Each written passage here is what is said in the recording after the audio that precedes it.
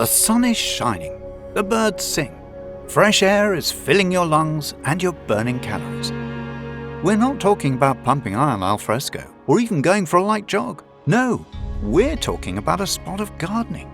Just 30 minutes of gardening 3 times a week increases flexibility, helps with weight loss, burns calories, and reduces stress and anxiety.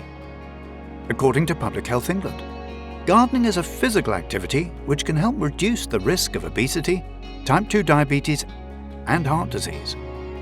So, if you're thinking of ditching the gym for the garden, then start by warming up with a gentle walk. Then try a spot of weeding, which can burn 200 to 400 calories per hour.